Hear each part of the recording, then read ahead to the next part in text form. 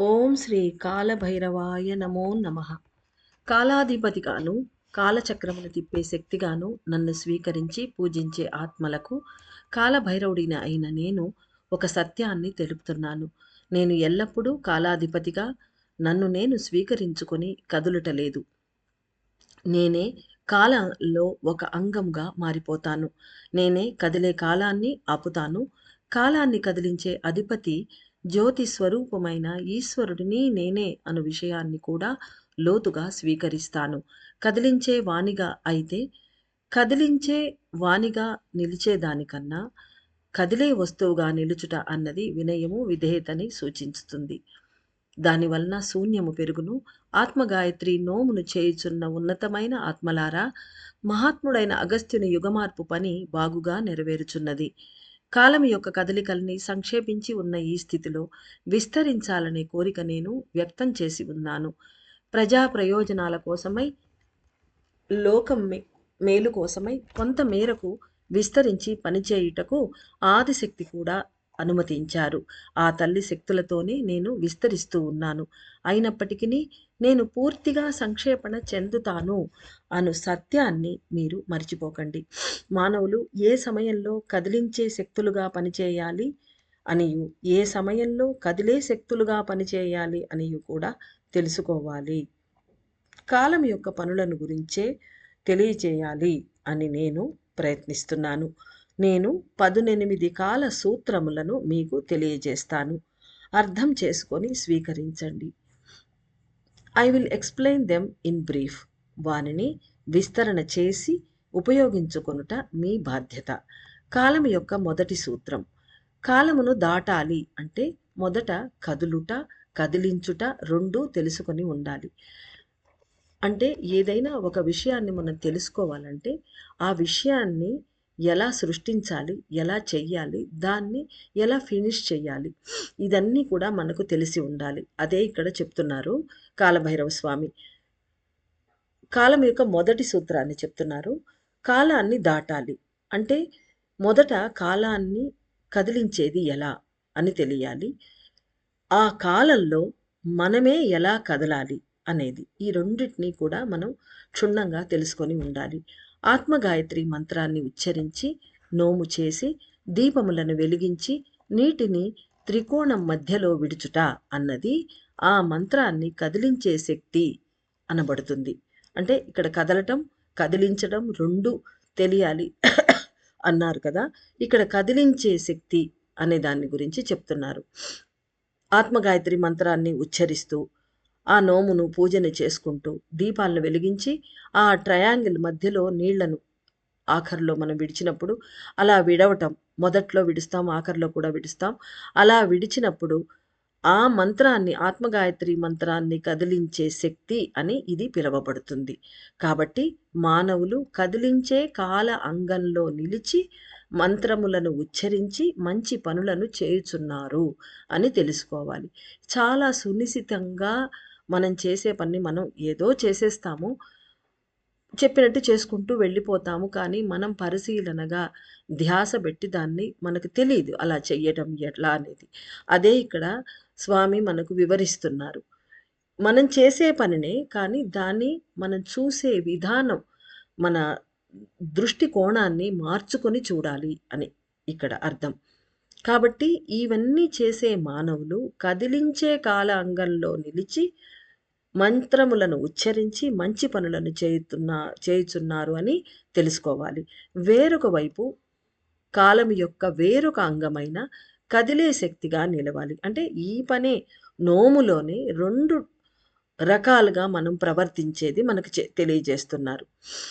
అంటే అక్కడ వేరే టైం డైమెన్షన్, వేరే కాలం యొక్క విభాగాన్ని చెప్తున్నారు. అది ఎలా అంటే దీపములను వెలిగించుట, మంత్రములను ఉచ్చరించి నీటిని నేలపై విడిచిపెట్టి పూజించే స్థితిలో కదిలే మంత్ర శబ్దంతో కలిసిపోవాలి. అంటే ఇవన్నీ చేశాక సైలెంట్‌గా ఉండి దాన్ని వాచ్ చేయాలి. ఆ శబ్దంతో కలిసిపోయి మనమే కదలాలి. మొదట మనం కదిలించాం. పనిని చేశాం. ఆ తర్వాత పనే మనంగా కావాలి.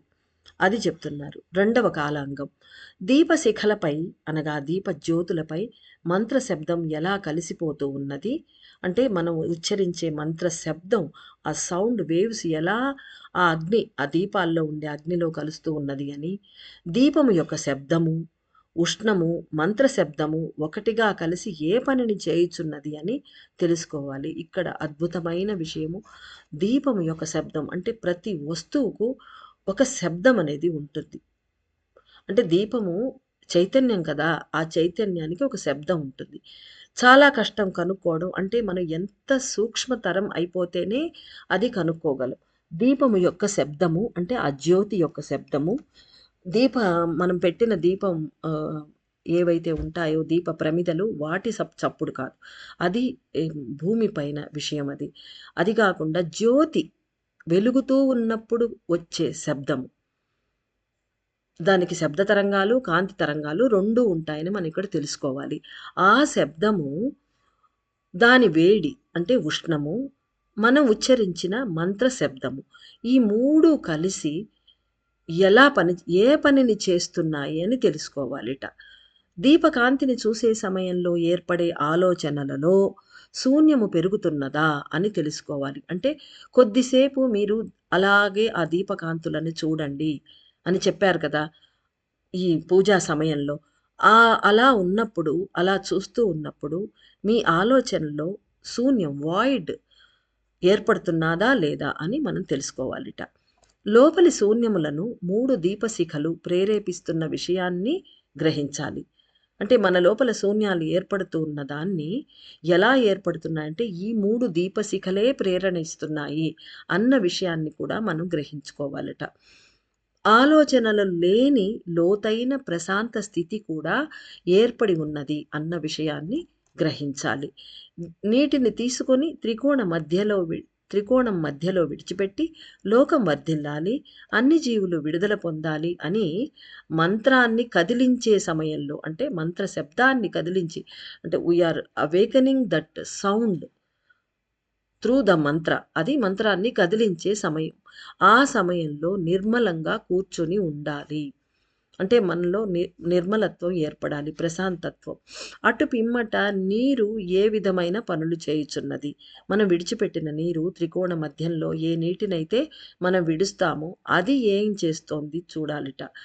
అని తెలుసుకొనుటకు బదులుగా అంటే అది తెలుసుకోవాలి. దానికన్నా కూడా కదిలే శక్తిగానే వికసించాలి. అంటే అది ఫస్ట్ మొదటి ఫేజ్‌లో కాలాంగంలో అది ఏ పనులు చేయుచున్నదని మనం గమనించుకోవాలి. ఆ తర్వాత ఫేజ్‌లో సెకండ్ ఫేజ్‌లో కదిలే శక్తిగానే వికసించాలి. అంటే మనం దాంతో పాటు మంత్రంతోటి వేవ్స్‌తో పోతున్నాం కదా!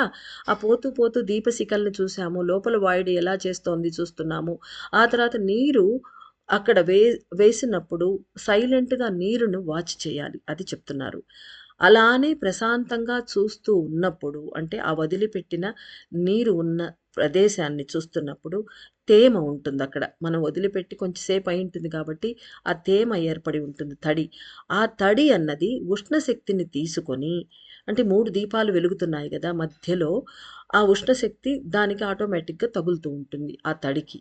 చిన్న చిన్న అణుకణములుగా అంటే స్మాల్ ఎనర్జీ పార్టికల్స్‌గా, యాటమిక్ పార్టికల్స్‌గా అవి విడిపడి అంటే వాటర్ మాలిక్యూల్‌గా విడిపడిపోయి, గాలిలో కలిసిపోయి ప్రాణశక్తిగా మారిపోవుటను గమనించవచ్చును. చాలా సూక్ష్మతరమైన విషయం ఇది. ఇలా జరుగుతుంది. కనీసం మనం ఇలా జరుగుతుందని తెలిపారు కాబట్టి, అది తెలుసుకోలేకపోయినా ఊహించుకొనైనా మనం దాన్ని తదేకంగా చూస్తూ ఉండవచ్చు. గాలిలో అవి కలిసిపోయి, ఆ వాటర్ మాలిక్యూల్స్ అనేవి విడిపడి ఫస్ట్ ఉష్ణశక్తిని తీసుకొని అవి విడిపడి, ఆ వాటర్ మాలిక్యూల్స్ అనేవి గాలిలో కలిసిపోయి ప్రాణశక్తిగా మారిపోతున్నాయి. అంటే మన లోపలికి వెళ్ళిపోతున్నది అని గమనించాలి. అలా ఏర్పడే శక్తులలోనికి మనసుని పంపి అంటే ఇక్కడ మనం చూసేది మన చేతన ఏదైతే ఉందో మనసని అక్కడ పెట్టినప్పుడే మన కాన్షియస్‌నెస్ అక్కడికి వెళ్తుంది. అంటే మన చేతన అక్కడికి వెళ్తుంది. అలా మనసును పంపి దానితో ఒకటిగా మారినప్పుడు అంటే ఆ ప్రాణశక్తిలో అది కలిసిపోతోంది. అంటే మొత్తం ఏది చూస్తే దానిలో అదిగా మారిపోతూ మనం వెళ్ళిపోతుంది. అలా అలా స్టేజెస్ మారిపోతూ. అలా ఏర్పడే శక్తులలోనికి మనసును పంపి దానితో ఒకటిగా మారినప్పుడు ఆ గొప్ప మంత్రశక్తి గాలిలో కలిసి చుట్టూ ఉన్న మానవ ఆత్మలను చేరి మరల వాయు మూలకంగా, నీటి మూలకంగా, ఉష్ణ మూలకంగా విడిపడి ఒక మనుష్యుని యొక్క చెవులు, కన్నులు, నాసికా మూలములోనికి వెళ్ళి మెదడు లోపల ఉన్న ప్రాణానికి చేరి జ్ఞాన అణువులను కూడా మేలుకొలుపుటకు సహాయపడును. ఇంత ప్రాసెస్ అక్కడ జరుగుతుందనమాట.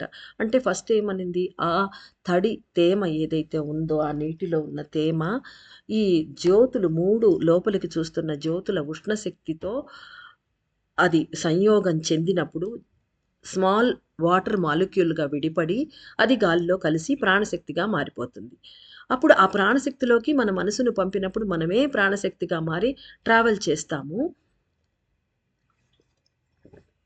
అలా చేసినప్పుడు మరలా అది ఆ మంత్రశక్తి అనేది మంత్ర సౌండ్ తోటే తిరుగుతున్నాం మనం ఇప్పుడు మొదటి నుంచి. మార్పులు మధ్యలో వస్తూ ఉన్నాయి. కానీ ఆ మంత్రశక్తి గాలిలో కలిసిపోయింది. చుట్టూ ఉన్న మానవాత్మలను చేరి అంటే మనుషులను చేరుతుందది. మనం చేసే సౌండ్. అలా చేరినప్పుడు అది ఏమవుతోంది? మళ్ళా ఆ విడిపడినవి వాయు మూలకాలుగా అంటే ఎయిర్ మాలిక్యూల్స్‌గా, నీటి మూలకాలుగా, వాటర్ మాలిక్యూల్స్‌గా, ఉష్ణ మూలకాలుగా, ఫైర్ మాలిక్యూల్స్‌గా విడిపడిపోయి అంటే వేరే వేరేవి కావాలి. మన కళ్ళకు, ముక్కుకు, చెవికి వేరే వేరేవి కావాలి. ఆ రూపంలోనే అవి వెళ్ళగలవు. కాబట్టి ఒక మనుష్యుని యొక్క చెవులు, కన్నులు, నాసికా మూలము అక్కడికి వెళ్ళిపోయి మెదడు లోపల ప్రవేశిస్తాయి. ప్రవేశించి అక్కడ ఉన్న ప్రాణానికి చేరి జ్ఞాన అణువులను కూడా మేలుకొలుపుటకు సహాయపడును. ప్రాణశక్తి ఎక్కడైతే జీవాణువు ఉందో అక్కడ దగ్గరే జ్ఞాన అణువులు ఉంటాయి కాబట్టి ఇది మనం ముందటి మెసేజ్‌లో తెలుసుకున్నాం. అక్కడున్న జ్ఞాన అణువులను తెరుచుకొనటానికి వాటిని అవేకన్ చేస్తాయన్నమాట. ఈ శక్తులు. ఈ మాలిక్యూల్స్ ఏవైతే ఉన్నాయో అవి. అదే విధంగా మీరు పలికే మంత్రం శబ్దము మీ చెవులను చేరి లోపల ప్రవేశించుటను కూడా చుట్టూ ఉన్న వాయుమండలంలో ఉన్న కలుషితాలు తొలగింపబడుటయి కూడా గమనించవచ్చును. అంటే వేరే వాళ్ళని ఎలా చేరుతున్నదో మీ చెవును కూడా చేరేటప్పుడు అదే విధంగా మనం గమనించుకోవాలి. ఆ తర్వాత చుట్టూ ఉన్న వాయుమండలంలో కలిసిపోయి ఆ కలుషితాలను వాయుమండలం పొరల్లో ఉన్న కలుషితాలను తొలగింపబడుతున్నాయి. అక్కడున్నవన్నీ క్లీన్ అవుతున్నాయని గమనించవచ్చును. కాబట్టి నేను తెలియజెప్పుటకు ప్రయత్నించే సూత్రం ఏమిటి? ఆగమ వేదాల సూత్రాలు చెప్తాను అన్నారు 18. అందులో మొదటిది చెప్తున్నారు ఈరోజు. ఆ సూత్రం ఇప్పుడంతా ఎక్స్‌ప్లెయిన్ చేసిందదే. సూత్రం ఏమిటి అనేది స్పష్టంగా తెలుసుకోండి.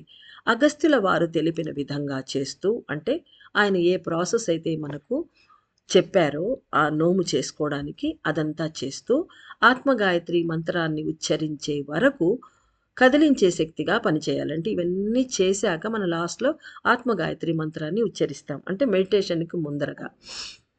అలా చేసినప్పుడు మనం ఎలా పని చేయాలి? కదిలించే శక్తిగా మనం ప్రవర్తిస్తూ ఉండాలి. అటు పిమ్మట కొంతసేపు ప్రశాంతంగా కూర్చొని అంటే మెడిటేషన్ కోసం మనం కూర్చున్నప్పుడు మంత్రం యొక్క పదములతో, శబ్దముతో, దాని అర్థముతో పూర్తిగా మనసును ఏకాగ్రం చేసి అంటే మంత్రం మనం పలకట్లేదు కదా! ఎక్కడుందంటే అది అక్కడే ఉంటుంది. ఆ మంత్రం మనం పలికింది ఎక్కడ ప్రయాణం చేస్తూ కూడా ఉంటుంది. అక్కడ కూడా ఉంటుంది. ఆ మంత్రం యొక్క రీసౌండ్ మన మనసులో, మన చెవుల్లో, మన అన్ని ఇంద్రియాలకు తెలుస్తూ ఉంటుందనమాట. ఆ సౌండ్‌ని మళ్ళీ రీకాల్ చేసుకొని, ప్రశాంతంగా కూర్చొని, ఆ పదాలతోటి, దాని సౌండ్ వేవ్స్ తోటి, దాని మీనింగ్ ఏదైతే మనకు చెప్పారో దాంతోటి పూర్తిగా మనసును దాంట్లో పెట్టేసి, దాంతో ఏకీకారం అయిపోయి, ఏకాగ్రమైపోయి కలిసిపోయి మీరు చేసిన ప్రతి ఒక్క పని ఎలాంటి ఫలితములనిస్తున్నది అని తెలుసుకోవాలి. అంటే మంత్రం ఉచ్చరించినప్పుడు అదేం మనకి హెల్ప్ చేస్తోంది? ఏం ఫలితాలొస్తున్నాయి? ఆ తర్వాత నీరుని విడిచిపెట్టినప్పుడు ఏ ఫలితాలొస్తున్నాయి? దీపం వెలిగించిన ఆ ఉష్ణం వల్ల ఏ ఫలితాలొస్తున్నాయి? ఇవన్నీ కూడా పైన చెప్పిన పారాగ్రాఫ్‌లో అన్నీ ఉన్నాయి. అవన్నీ తెలుసుకోవాలి అని చెప్తున్నారు. ఇదే ఆయన చెప్పే మొదటి సూత్రం. ఇలా చేసేటప్పుడు పలు విధములైన మేలుకొలుపులు సంభవిస్తాయి. మేలుకొలుపులు అంటే అవేకెనింగ్స్. జ్ఞానాణువులు, ప్రాణము, ఆత్మ అన్నీ మన ఇంద్రియాలు, మనసు అన్ని చోట్ల మేలుకొలుపులు సంభవిస్తాయి. ఇలా కొనసాగించినప్పుడు మాత్రమే అంటే కంటిన్యూయస్‌గా ఇలా చేస్తూ పోతున్నప్పుడు మాత్రమే పరిస్థితుల భావన పరిస్థితుల యొక్క భావనా తరంగాలను గ్రహించి స్వీకరించుటకు వీలగును. అంటే ఆ మారిన పరిస్థితుల్లో అక్కడ ఏర్పడే ఆ ఆ వేవ్స్ ఆఫ్ ఫీలింగ్స్‌ని తెలుసుకొని స్వీకరించేదానికి వీలవుతుంది అంటున్నారు. ఇది చాలా సూక్ష్మతరమైన ధ్యానం ఇది. ఈ మంత్రము ఏ పనిని చేయుచున్నది అని తెలుసుకోవాలంటే, కాలం దాటి అంటే కాలాన్ని కూడా దాటేయాలి. మనం ఒక కాలం చట్రంలో ఉండకుండా, శరీరాన్ని దాటి, ప్రదేశములను దాటి ప్రయాణించాలి. అంటే ఆ మంత్రంతో కలిసిపోవాలి. కాలాన్ని దాటే మొదటి సూత్రం అనేది కదిలించే శక్తిగాను, తర్వాత కదిలే శక్తిగాను ఏర్పడి ఉండును అన్న సత్యాన్ని గ్రహించండి. అంటే మొదటి సూత్రం ఆగమవేద సూత్రం అనేది కాలభైరవుడు చెప్పినది కాలాన్ని దాటడం. ఆ కాలాన్ని ఎలా దాటగలమంటే మొదట ఆ కాల అంగంలో పనిచేసే మనం ఫస్ట్ కదిలించే శక్తిగా అంటే అన్ని క్రియల్ని చేయటం. ఆ చేసిన క్రియ ఎలా పనిచేస్తున్నదని సైలెంట్‌గా watcher. First doer and watcher. అలా చూస్తూ ప్రశాంతంగా సాక్షిగా నిలిచి చూస్తూ ఉండాలి. ఇలా చేసినప్పుడే మనం కాలాన్ని దాటగలము అని చెప్తున్నారాయన. అదే మొదటి సూత్రం. 18 సూత్రాలని అర్థం చేసుకునే సమయంలో సత్యయుగాన్ని కూడా పొందగలరు. అంటే you can feel the Satyayuga also in this very Kaliyuga itself అన్నమాట. సత్యయుగాన్ని చేరిన వారు కాలాన్ని దాటగలరు అనే మహాసత్యాన్ని తెలుసుకోనండి. అంటే మనం కాలం దాటినట్లే గదా! సత్యయుగం ఫీలింగ్ నీకొచ్చినప్పుడు కలియుగంలోని ఆ కలుషితాలేవి నిన్ను అంటకుండా ఒక ప్రశాంత చిత్తంలో వాయిడ్‌లోకి నువ్వు వెళ్ళిపోయావు అంటే అది సత్యయుగంలో ఉన్నట్టే. అంటే కాలాన్ని దాటేసి ఉన్నావు నువ్వు. సత్యయుగంలోకి ప్రవేశించావంటే కాలం దాటినట్టే. కాబట్టి సత్యయుగాన్ని చేరినవారు కాలాన్ని దాటగలరు అనే మహాసత్యాన్ని తెలుసుకొనండి. సూత్రం పనిచేయుటకు నా అనేక ఆశీస్సులు. అంటే ఈ సూత్రం మనకు బాగా అర్థమయ్యి, బాగా పనిచేయాలి. అలా మనం ప్రవర్తించాలి అని ఆశీర్వాదాలు స్వామి మనకిస్తున్నారు.